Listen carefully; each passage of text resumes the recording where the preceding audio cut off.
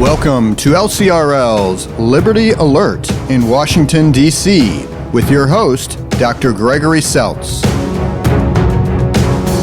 Talking two kingdom citizenship, bold biblical principles for a robust public Christian life. And now, your host, Dr. Gregory Seltz.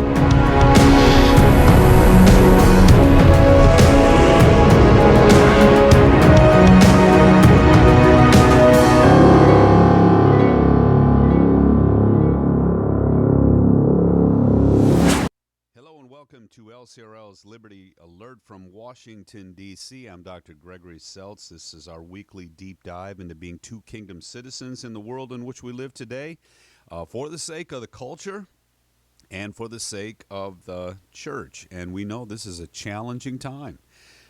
The church is being challenged to its core in many ways, but we know that the Scripture is up to the task, and we want to be useful.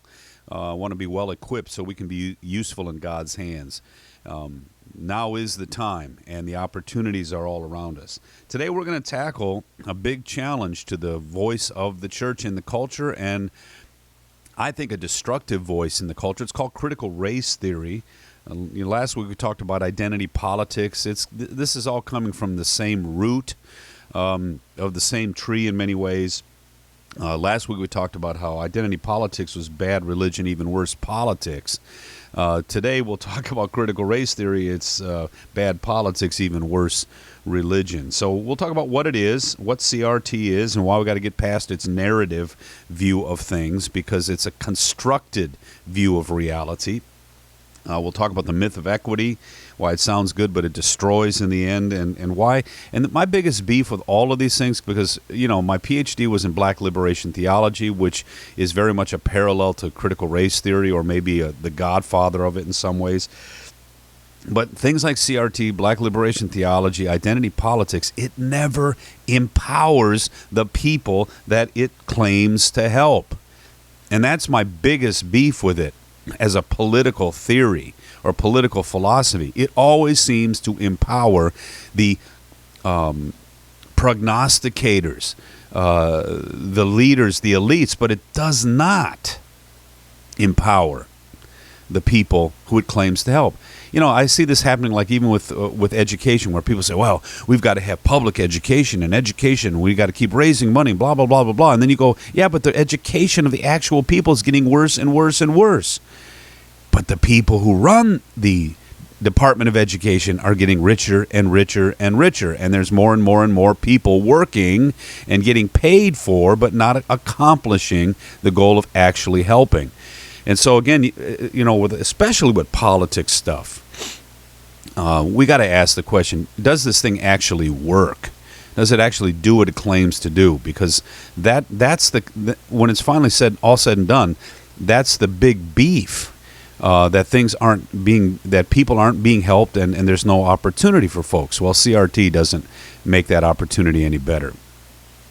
So there's a resource that I think you should read on this if you're really struggling with this whole issue, what it's doing, challenging to the church. It's literally an alternative narrative, okay?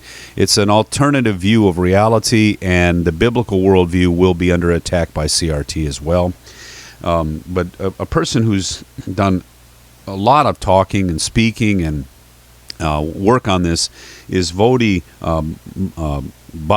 It's Baucham, Voddie, Voddie. In his book Fault Lines, The Social Justice Movement and Evangelicals' Looming Catastrophe. And it's a good read. And like I said, I've read a lot of stuff on a lot of books on this stuff from my PhD and elsewhere. And my biggest point was, what's the end goal for CRT? What's the end goal for black liberation theology? What's the end goal for identity politics? It's an alternative message. It's one that actually is competing against the gospel. And so Baucham's book is an excellent read, and we'll talk a little bit more about it today. But if you're looking for something, this is a book you should get and you should read, and you'll be a little bit more prepared to deal with this, although this is going to be a real challenge. So thanks again for your prayerful support Remember that we're your voice. We are your voice here in Washington, D.C. So to keep us here and to keep us growing, if you'd like to support us prayerfully, we're so appreciative of that. All you have to do is go to our website, lcrlfreedom.org, lcrlfreedom.org, and there's a donate button there. But there's all kinds of resources there for you. So go ahead and visit our site and use those resources, and may it be something that, again, helps you be the citizen that God wants you to be. This last week, just a couple of things that happened. I wanted to just say to the Hempelman family, Dean Hempelman, evidently one of my professors, but a mentor, a friend to my family, to my wife and myself, and Dean and Kathy were just so precious. They made such an impact in our lives. And I guess, Dean, from what I understand, it is COVID related. But again, when we talk about this, we've never said that this COVID thing is not something. There's something nastier about it. But Dean was one that talked about the freedom to live our lives and the challenges that come. But it's hard to hear again that COVID took another life of someone that was making such a difference. I've never met a person who lived more authentically, the graced life. Dean would speak the truth in love, and he expected excellence and all those things, but he knew that we were saved by grace alone through faith, and he lived his life that way. And he was very influential in our lives. So we pray for the Hempelman family. And we're going to talk a little bit more. I'm hoping to get an interview with the two schools that are under attack right now for the mask mandate. They're not mandating that children wear the masks in their school, and they've lost their accreditation by the state of Illinois. We hope to talk to them, but we'll keep you up on this kind of stuff, because when you start to when the state can arbitrarily start to take away your livelihood, to tell you how to live each and every day of your life, this is the kind of 1984 Orwellian thing that our democracy and our republic was supposed to not only prevent, but was supposed to keep at bay. And then, of course, the demonization. I've been watching this, and we're going to follow this all throughout the year. The demonization of all things pro-life. We've got to start pushing back on this stuff in a real way, in an indignant way, because when someone calls you the Texas Taliban, and again, whatever you think the Texas law is, even the Mississippi law of saying that you can't have an abortion after 15 weeks. Do you know that all of Europe, everything is 14 weeks or below, that it's illegal to have an abortion after 14 weeks? We're the only country that basically practices infanticide, where you can kill a child when the child is viable outside of the womb. But then this viability thing, this notion that the state can kill you if you're not really viable or if you're vulnerable, that's crazy too. So when we start to think about what we're being called all these names, but we have doctors who willfully they're trying to abort a baby, but the baby's born alive, and they'll just let it die in the operating room. What kind of people are we when we cheer this stuff at 9 months, or when we? So again, this calling us these names because we defend life, pro-woman, pro-family, pro-child. We can't allow them to say these outrageous things without a response. One of the things that we do got to be careful about in these dialogues, be very careful to the way things, reacting to the way things are presented to you, because one of the things that is happening a lot is, the caricaturing.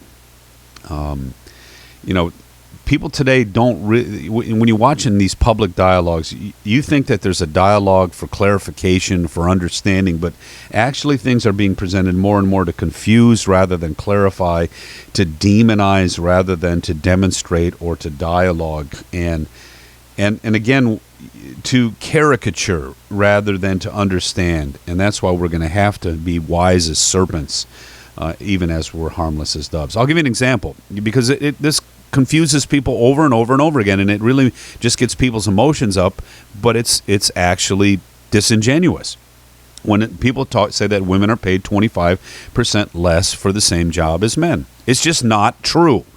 It's been demonstrated over and over and over that it's an aggregate number of all women in the workforce, all men in the workforce, but there's all kinds of reasons why men work differently or women work differently, and many, many, many, many things are because of their own choice. And again, for those of you who just have this reaction to it, if I was starting a business and I could get someone to work for 25% less than another person, are you kidding me? I would find the women to work with me so our business could be a success. If truly the right price was 25% less, the business owner who's got to survive, who's putting all his resources to risk, the small business owner, why would he ever hire a man? It makes no sense. Well, that's because the number's wrong. The number isn't correct. When you actually compare apples to apples and not apples to oranges, when you start to actually compare to the exact same job, the amount of the same amount of hours, all these different kind of things, women actually make more in many ways in these same jobs. We've got these people who think that they can control our lives as if they know better than how we want to live our life. An example, in one of the freer countries in the world, Sweden, where they've tried to deal with this, equity stuff as best as they can, they found out that when people freely choose, that men still tend to choose these engineering type jobs and women tend to choose more relational jobs. But in things like physicians, nurses, those kind of things, dominated by women. Engineering, dominated by men. Why? Because they chose to do it. How many hours they work, dominated by people's free choice. And for those men who work 80 hours a week at high risk, high paying jobs, blah, blah, blah, blah, blah, and lose everything else in their life, that's not always a good thing either. And if you can make a life that's wonderful that doesn't have to do that, there are people who choose that too. So again, that's the same thing. We get into the same issues with CRT, Black Liberation Theology, identity politics. They take a number, an aggregate number that has all kinds of reasons for being, and they make one sole indicator the reason. Misogyny, racism. And then you go, well, what if there's like 25 other factors and like that one's not the most important one? It doesn't matter. And that's what's going on with some of this stuff. So Voddie Baucham, I'll give you an example of how they caricature him. He's teaching evidently over in Africa, and so they immediately said, oh, he's African. He doesn't know what's going on here. And so Voddie Baucham said, well, I happen to be in Africa training people here in Africa. And he said, and then I started hearing about some of the crazy things that were being said about our country in America. He grew up in South Central. He grew up on the south side of Los Angeles. He was raised by a single mother. He was bused from an all-black school to an all-white school in the Palisades, and he was a Malcolm X guy when he was growing up. So they caricatured him as a guy who didn't know because he happened to be from Africa. That's how they do things. They caricature you before they understand you. Well, he said coming to faith in Jesus changed everything. And so, again, he began to see that these are two conflicting narratives, and the CRT narrative is not beneficial to people in the end. For those of you who think this stuff is benign, you think, well, white privilege and white supremacy. And by the way, white supremacy, we've talked about it. I'm all for getting rid of white supremacy, but do you understand white supremacy comes from Darwinian secular roots, that the notion of species that are more advanced than other species is a secular notion? It's still being taught to your children. If all these people want to wipe out supremacy notions, why don't they wipe this philosophical thing called social Darwinism? Why don't they go after that? See, this is a bait and switch. This is an empowerment movement, and they're playing on your emotions. I will tell you, if you think this is benign, the next thing that's coming is Christian privilege, and they're going to demonize that, and that's when you're going to see the real teeth of this movement come out. So again, for us, the end goal of this stuff, that's what it's all ultimately about, because the end goal is the strategy is to demonize, and the end goal is to replace the founding principles of our country, Christian worldview of our country, Judeo-Christian worldview, to replace it with this critical race theory, Marxist framework of things. So what is it? What is CRT? And what's its end goal? Well, first of all, it's Marxism in racial garb. And that's really what it is, if you want a simplistic answer. And its end goal is to destroy the church's influence, to destroy the family influence, and empower the legislative coercive state. Now, they'll call it the benevolent state. They'll call it the equity-producing state. But it's all going to be, there's going to be elites who determine what the outcomes should be, and they're going to mold you into that through the force, the taxable force. And it could be also, I just read some article that folks, besides being deplatformed, they can now shut your bank accounts down, or they can close your access to your own money. So, I mean, that's the kind of stuff that can happen. And it can happen with no recourse. No recourse whatsoever. We have these TV shows where they say, did you get a warrant properly? And fruit of a poison, or from the poison root of the poison tree, etc., because you didn't get the warrant. Warrants, they're not going to worry about warrants. They're going to shut you down before you even knew you were shut down or deplatformed.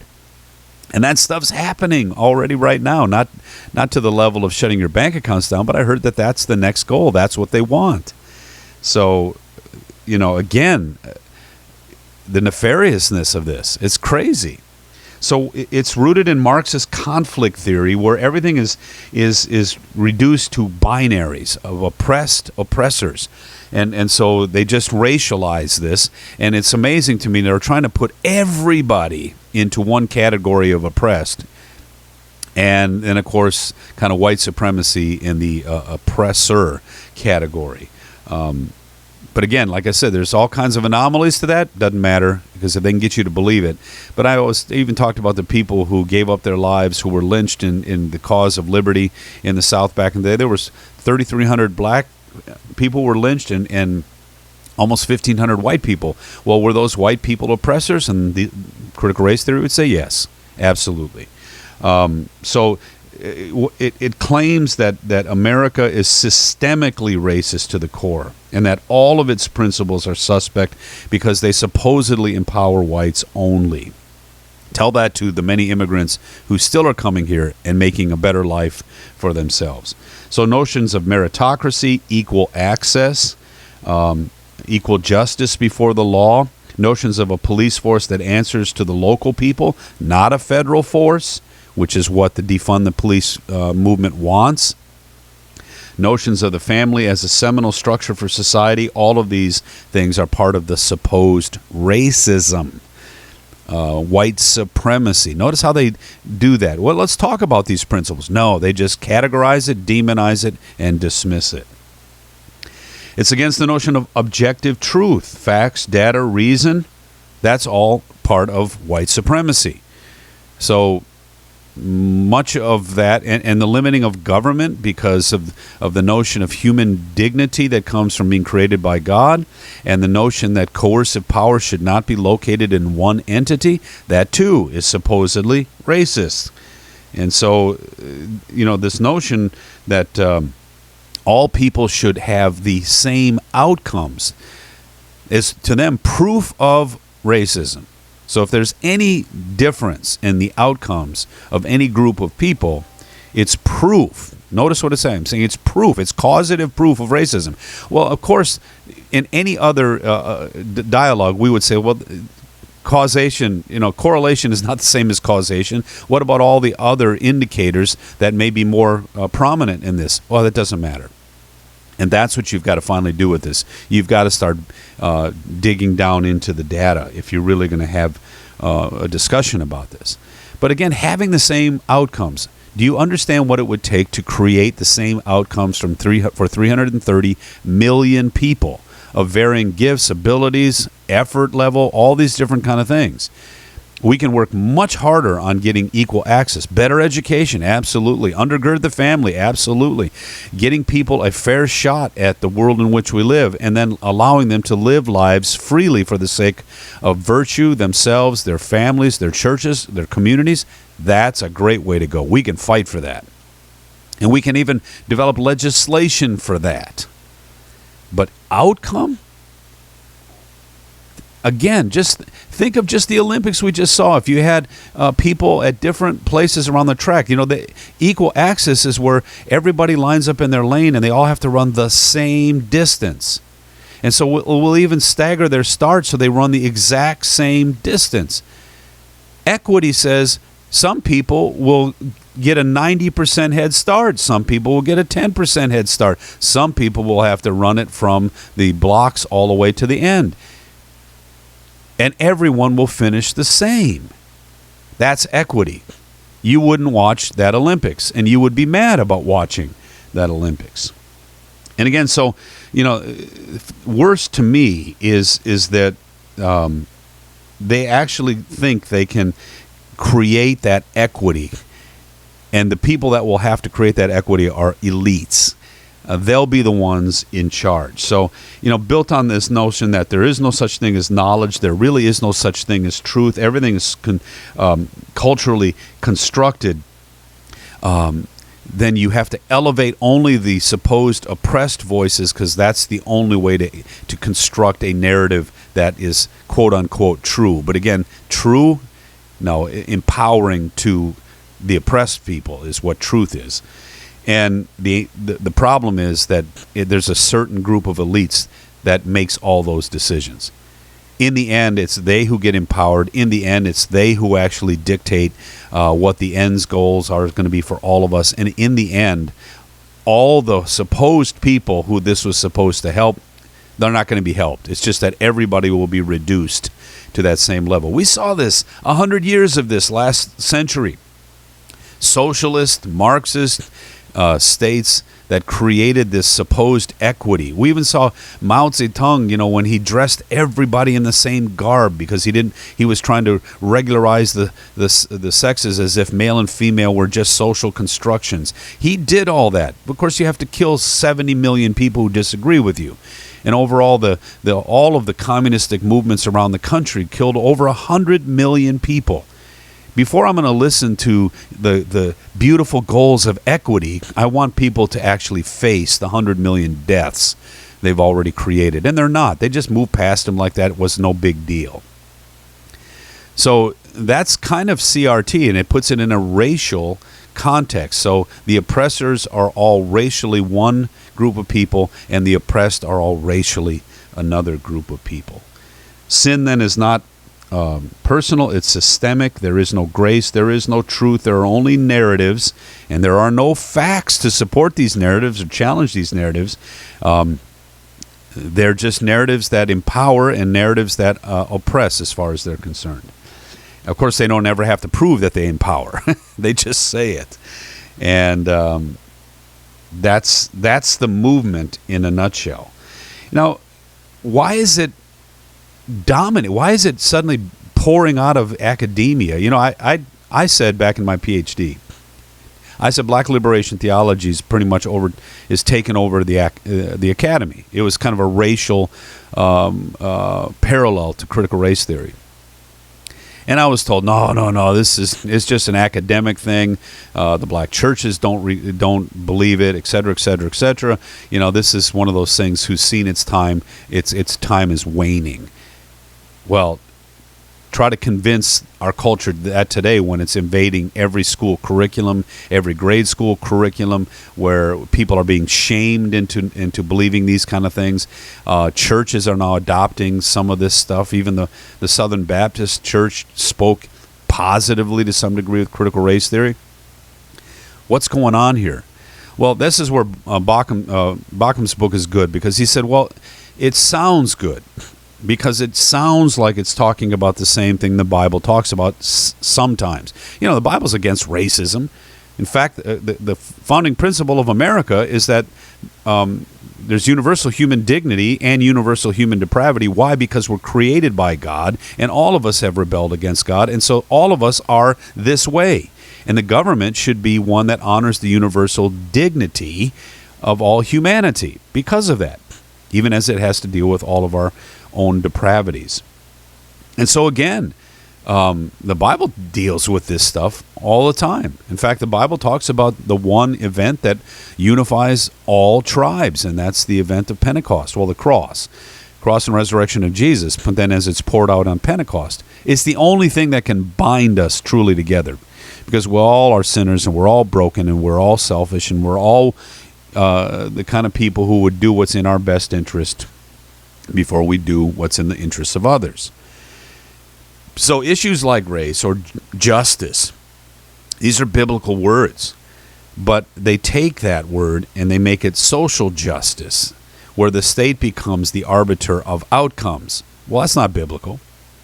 Even the notion of caring for the poor, the way you'll hear someone say, well, the government needs to take your money and give it away and make sure that there's no poor people. Well, that's not biblical. It's not the role generally of the government in the Bible. The role of the government in the Bible is generally for justice, for law and order. That's the main role of government, and make sure that people play by the same rules, kind of thing.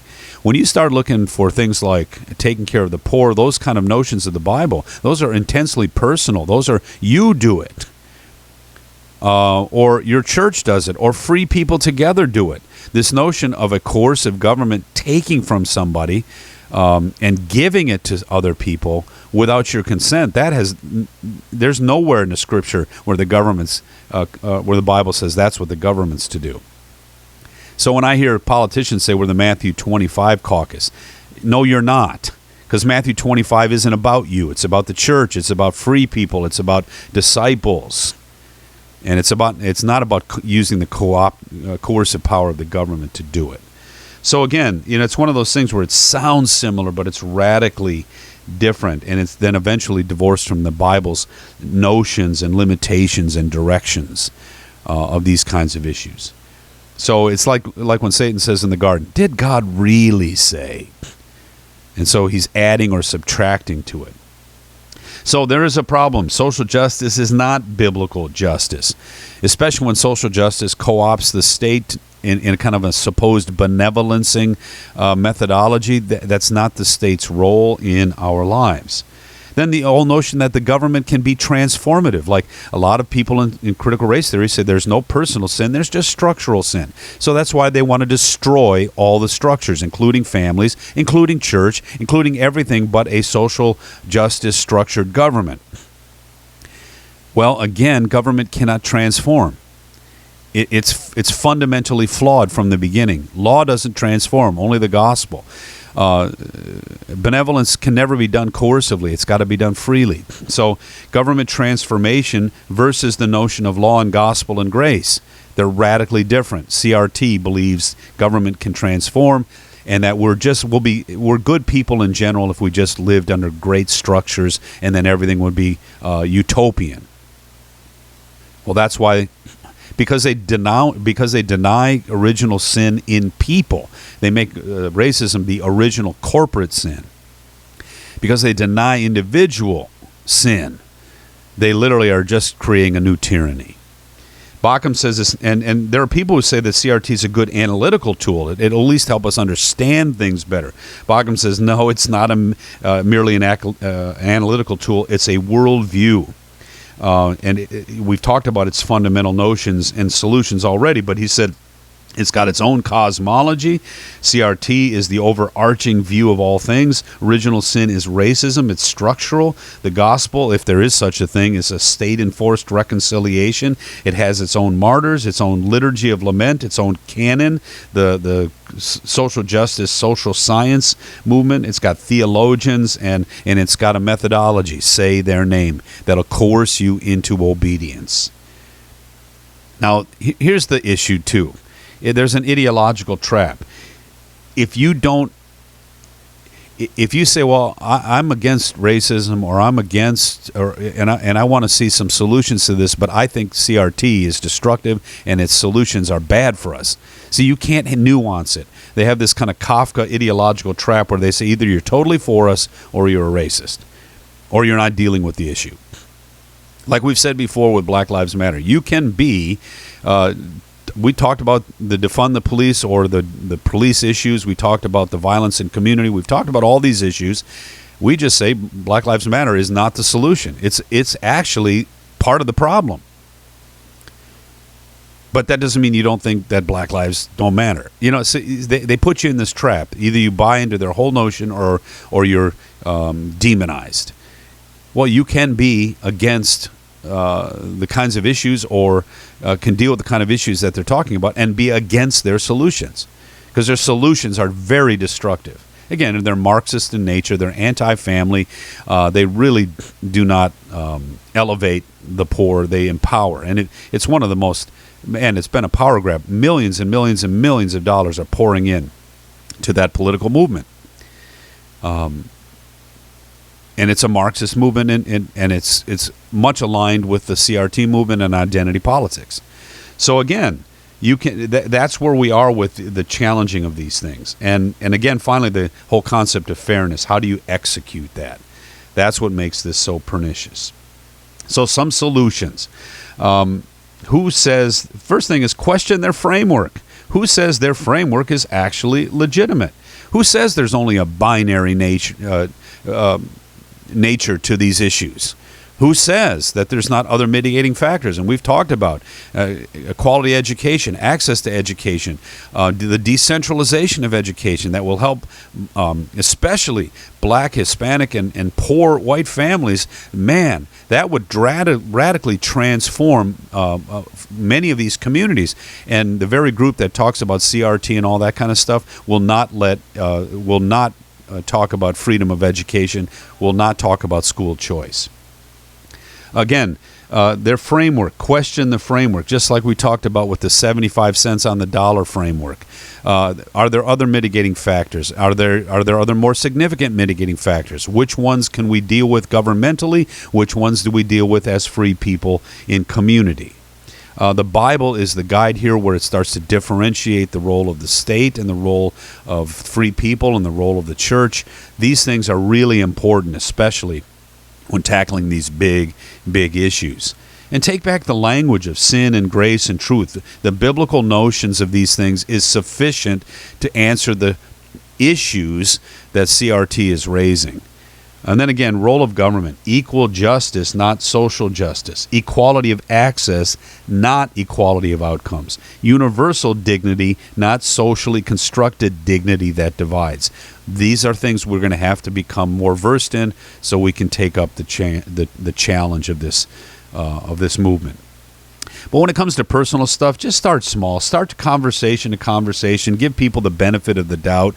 People don't understand what's really at risk here, and it takes, again, it's an alternative narrative, an alternative worldview to the Judeo-Christian worldview, especially to the grace worldview of the Christian worldview. And again, if you see the cross and the resurrection as the solution, CRT is at war with that. Differentiate the solutions. We've talked about that a lot, but there's nothing in CRT that the Bible doesn't speak to better, and that the two-kingdom view of government's role versus the people's role in community is much, much better. And we've got to stand against the debasement of truth. We've got to stand against the demonization, the caricaturing of alternative viewpoints or of the dialogue. And I think that's the most oppressive move of CRT, and I've seen it in politics here on the Hill. It's not a dialogue. It's a delegitimation, a shaming, a caricaturing, and we're the ones usually being targeted in that kind of way. And we need to learn how to turn that dialogue around. So I hope that's been helpful. I would say get Baucham's book. That'll be very much a blessing to you, and it'll at least give you a healthy overall sense of this. And then keep listening into how we deal with these things from a two-kingdom perspective, because I think that will even give you more ammo, if you will, to take this on. Because two kingdoms finally does empower. It empowers even those with whom we disagree, even as it shares the good news of the gospel humbly with a servanthood mindset. And I think differentiating God's preserving and God's saving role will even give you more clarification on how to address this issue, how to attack this issue, and how to actually use this issue as an opportunity to share the gospel in the end. So till we see Jesus again face to face, speak the truth in love with humility and grace, be wise as serpents, harmless as doves. Until next time, God richly bless you. I'm Greg Seltz. Have a great week.